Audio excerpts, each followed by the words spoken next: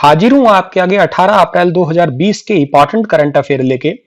मेरा नाम है सुनील। स्वागत करता हूं आप सभी का मेरे YouTube channel star education by Sunil sir में। आशा करता हूं आप सभी अच्छे होंगे। चलिए शुरू करते हैं हम लोग हमारे आज के करंट अफेयर के क्वेश्चंस को। उससे पहले दुनिया भर के लेटेस्ट कोरोना वायरस के केसेस हैं 22,27,630 और मरने वालों की संख्या 1.5 लाख को क्रॉस कर चुकी है और ठीक होने वालों की संख्या है 5,63,771। दुनिया भर में अमेरिका के केसेस है 6,85,541 और मरने वालों की संख्या जो है वो 35,35,500 है पूरी अभी तक। और स्पेन दूसरे नंबर पे है। स्पेन की केसेस 1,88,000 है। फिर इटली, फ्रांस, जर्मनी, यूके और चाइना। अभी ईरान और टर्की जो है उनकी स्थिति चाइना को क्रॉस करने ही वाली है जिस तरीके से इनके केसेस बढ़ रहे हैं। हमारे भारत के अंदर कंफर्म केस है 14,229 और मरने वालों की संख्या 479 हो चुकी है। महाराष्ट्र सबसे ज्यादा केसेस के साथ में है। लेकिन अभी तक एक अच्छी बात आज है कि आज कोई भी नया केस देखने को नहीं मिला है अब तक इसके अंदर। हो सकता है रात को कोई अपडेट में नया केस मिले, लेकिन अब तक पूरे दिन के अंदर कोई भी नया केस नहीं आया है महाराष्ट्र के अंदर। आशा यही है कि ये सारे केसेस जो हैं वो जीरो ही हो जाएं, ना ही आए। चलेगा। सबसे पहला क्वेश्चन है हमारा कि हाल ही में रिवर्स रेपो रेट में कितने फीसदी कटौती करने की घोषणा की है। तो अभी हाल ही में आरबीआई के गवर्नर शक्तिकांत दास ने रिवर्स रेपो रेट को 4% से घटाकर 3.75% कर दिया, यानी कि 0.25% जो है वो रिवर्स रेपो रेट जो है उसको कम करने का निर्णय लिया गया है। अच्छा, रेपो रेट को बरकरार रखा है। उन्होंने ये कहा है कि वैश्विक मंदी के अनुसार भारत की विकास दर अब भी पॉजिटिव रहने का अनुमान है और आईएमएफ के मुताबिक यह 1.9% जो है वो रहेगी। आरबीआई ने नाबार्ड, सिडबी और नेशनल हाउसिंग बैंक को 50,000 करोड़ की मदद देने की घोषणा की है और यह भी कहा है कि आरबीआई ने रेपो रेट 75 बेसिस पॉइंट घटाकर 4.5% किया था। थोड़े दिन पहले ही किया था, पिछले महीने ही किया था इवन। और ये जो लेवल है ये लगभग पिछले 15 सालों का सबसे कम लेवल इस बार देखा गया है। आरबीआई की बात करते हैं तो आरबीआई का फुल फॉर्म है reserve bank of India. RBI की स्थापना हुई थी 1 अप्रैल को, ठीक है, 1 अप्रैल 1935 को इसकी स्थापना हुई थी। आरबीआई के 25वें गवर्नर का नाम है शक्तिकांत दास और मुंबई में इसका आरबीआई का हेडक्वार्टर है। हाल ही में किस देश में हुए संसदीय चुनाव में राष्ट्रपति मून जे इन ने जीत हासिल कर ली है। तो कोरोना वायरस के इस लगातार झंझट के बीच में ही जो दक्षिण कोरिया के राष्ट्रपति मून जे इन है उन्होंने अपनी जीत हासिल कर ली है। बी ऑप्शन सही रहेगा इस क्वेश्चन का हमारा। ये जो फोटो में दिखाई दे रहे हैं यही है दक्षिण कोरिया के दोबारा चुने गए राष्ट्रपति। कोरोना के खतरे के बीच में, बल्कि मैं यूं कहूंगा कोरोना वायरस की वजह से ही इनको जीत मिली है। इस बार कुछ हद तक एक पॉजिटिव पॉइंट आया था इनका, क्योंकि सबसे ज्यादा टेस्टिंग करने का जो है इन्होंने कैंपेन चलाया था और बहुत अच्छी बात भी है। खैर ये देश में 10,564 लोग कोरोना से संक्रमित है यहाँ पे फिलहाल के लिए, जिसमें से 222 लोगों की मौत भी हो चुकी है। और इस बार चुनाव जो है 62.6% के साथ हुआ था, जो कि 2004 के आम चुनाव के बाद में सबसे ज्यादा मतदान इसी के बीच में ही हुआ है। ये दक्षिण कोरिया की बात करते हैं तो मैप में ये देखिएगा साउथ कोरिया की कैपिटल सियोल है, करेंसी साउथ कोरियन वॉन है और राष्ट्रपति तो ये बने ही है मून जे इन। ऊपर एक उत्तर कोरिया है। उत्तर कोरिया और दक्षिण कोरिया के बीच में जो लाइन है इस लाइन को पुकारा जाता है 38 पैरेलल। ये एग्जाम के लिए याद रख लेना, इंपॉर्टेंट है। हाल ही में किस राज्य के वैज्ञानिकों ने कोविड-19 वायरस को जीनोम सीक्वेंस खोज निकालने का दावा किया है। तो भी हाल ही में जीनोम सीक्वेंस जो है ये खोज निकालने का दावा किया है गुजरात ने। ए ऑप्शन सही है इस क्वेश्चन का हमारा।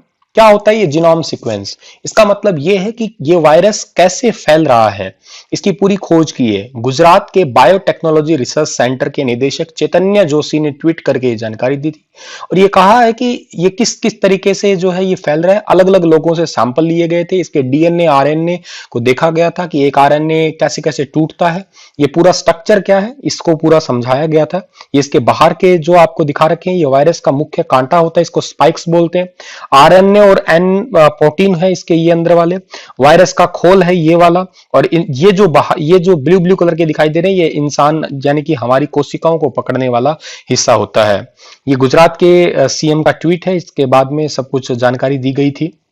गुजरात को मैप में देखिएगा, समुद्री तट रेखा से सबसे ज्यादा सीमा बनाता है गुजरात, और भारत में सर्वाधिक कपास का उत्पादन जो होता है वो गुजरात में, और उसके साथ ही मूंगफली का उत्पादन भी गुजरात के अंदर ही होता है। गुजरात की राजधानी गांधीनगर है, जनसंख्या 6.27 करोड़ है, और गवर्नर यहाँ के आचार्य देवव्रत है, मुख्यमंत्री का नाम विजय भाई रूपानी है। अगले सवाल की ओर जाते हैं, तो आईएमएफ ने हाल ही में कहा है कि वह कोरोना वायरस से निपटने के लिए लॉकडाउन लगाने के लिए किस देश के समय रहते ले गए फैसले का समर्थन करता है। भैया आईएमएफ ने यह कहा है कि बहुत बढ़िया है कि टाइम से लॉकडाउन कर दिया तुमने, और ये काफी अच्छी बात है। ये कौन से देश का समर्थन कर रहे हैं ये, तो ये हमारे प्यारे भारत देश का ही समर्थन कर रहे हैं, क्योंकि अगर भारत में लॉकडाउन समय रहते ना लगाया होता तो ये स्थिति बहुत ही भयानक होती। ठीक है, तो इस क्वेश्चन का ऑप्शन जो है वो सी है। और भारत में 25 मार्च को 3 हफ्ते का लॉकडाउन लागू किया गया था, जो कि बहुत बढ़िया है, और उसको अब और आगे बढ़ा दिया गया, ये भी अच्छा है। आईएमएफ ने ये कहा है, तो आईएमएफ का फुल फॉर्म है इंटरनेशनल मॉनेटरी फंड। आईएमएफ जो है, इसके जो हेड है उनका नाम है क्रिस्टियाना जोर्जीवा, और आईएमएफ का हेडक्वार्टर है वॉशिंगटन डीसी, अमेरिका के अंदर। भारतीय क्रिकेट टीम के किस खिलाड़ी को दुबई स्थित क्रिकेट अकादमी क्रिक किंगडम का ब्रांड एम्बेसडर बनाया गया है? तो अभी हाल ही में क्रिक किंगडम का ब्रांड एम्बेसडर जो बनाया गया है वो बनाया गया रोहित शर्मा को। बी ऑप्शन जो है इस क्वेश्चन का वो बिल्कुल ठीक है। कोविड-19 प्रकोप कम होने के बाद ऑनलाइन प्लेटफॉर्म के जरिए कोचिंग की सुविधा दी जाएगी इसके अंदर, और कोचिंग देंगे कौन? रोहित शर्मा देंगे। इसमें बहुत सारे कोच जो हैं वो भी सीख सकते हैं, नेट की सुविधा भी दी जा सकती है, और मतलब क्या कहते हैं, इसका अकादमी का नाम भी रोहित शर्मा अकादमी के नाम पे भी जो है वो रखा जाना तय ऐसा माना जा रहा है। किस संस्था के मुताबिक इस साल एशिया की आर्थिक वृद्धि दर शून्य रह सकती है? यानी कि हमारी ही जो आर्थिक वृद्धि दर है, बल्कि हमारी इन द सेंस कि जिस एशिया में रह रहे हैं हम, भारत वाले ही रहते हैं, भारत रहता है और बाकी और देश भी है, लेकिन हम तो अपने बारे में ही सोचें पहले तो ये जो आर्थिक वृद्धि दर जीरो रहने की बात की है आईएमएफ ने ही। सी ऑप्शन सही है इस क्वेश्चन का हमारा। एशिया के दो बड़े व्यापारिक भागीदार अमेरिका और यूरोप में 6% और 6.6% की गिरावट का अनुमान है, और इस साल चीन की आर्थिक वृद्धि दर जो है 2019 के 6.1% से गिर के 1.2% पे आ जाने की आशंका भी जताई है आईएमएफ ने। आईएमएफ ने यह कहा है कि ये सब कुछ जो है ये कोविड-19 की वजह से हो रहा है, और दक्षिण कोरिया और ऑस्ट्रेलिया के लिए आर्थिक वृद्धि दर का अनुमान 3.5% और 9% की कटौती के साथ ही दर्शाया है।